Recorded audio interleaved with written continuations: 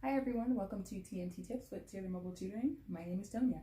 So today we're going to be discussing how to introduce your probably about third grader into division. So the first thing you want to do is show your third grader how division is similar to multiplication because they're going to be moving from one to the next. So we know that multiplication is how many pieces do I have in a group to get a total. So how many pieces do I have, how many groups, and then here is my total. So if I have 4 pieces in 5 groups, my total is 20. Now division is basically just doing this backwards. So if I have 20 total, I want to know how many groups I need if I have 4 pieces in each group. And my student will say, okay, well, if I look at this, it looks like I need 5 groups in order to have 4 pieces in each group. Perfect, now you're doing division. Then give them another example, maybe without filling in all of the answers. But again, you wanna have these two together. You wanna show them either the division problem first and then multiplication or vice versa, but you wanna show them how the numbers relate and make sure that you're using the same consistent vocabulary, especially if you can figure out or learn what their teacher is using as far as vocabulary so that everything is consistent. So if I have 2 times 8, how many pieces do I have total? 16. Now, if I have 16 pieces, how many groups do I need in order to have 2 in each group? 8. Perfect. And then you can go from there, okay? So another similar way to do this exercise is to create a chart. And this will allow you and your student to really dive in and get some really good practice going when it comes to division, and also really help them understand the concept. Because once again, once they understand the concept, it'll be really easy for them to learn the next progression because they understand what they're doing. You can create a chart that has number of pieces, number of groups, and total.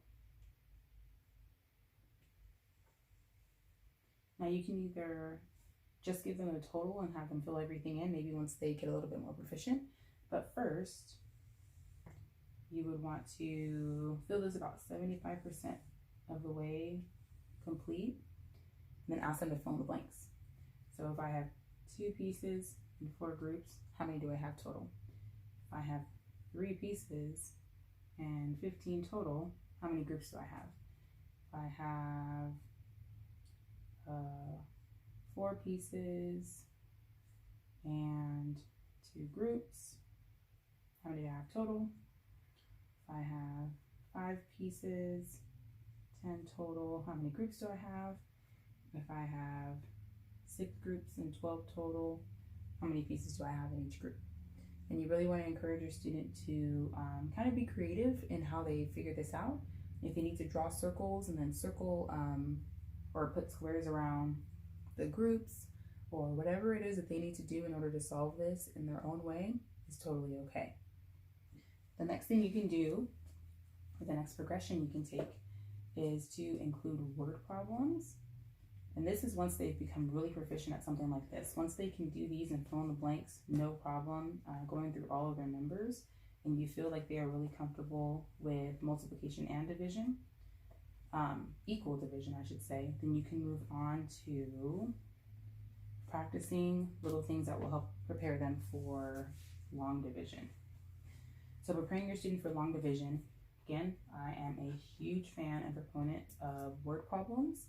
So giving them word problems such as 6 goes into 23 blank times without going over.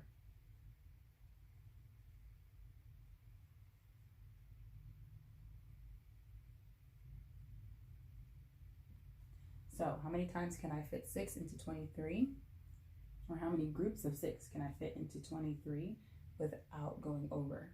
That way that gets them ready for long division, because they're going to have to take that leftover and move on and move on and move on and potentially have a remainder. Whereas all the other division they've done has been equal. 20 divided by 4, 5.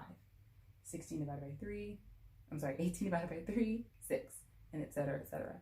So word problems like this not only help with their vocabulary and their comprehension, but also help with moving them into the next part of division, which is long division. So there you have it. There's a few introductory steps that you can do to get your third grader learning, or teach your third grader division. Thanks so much for joining us today. Please make sure that you follow us on Instagram as well as subscribe to our YouTube channel. Thanks.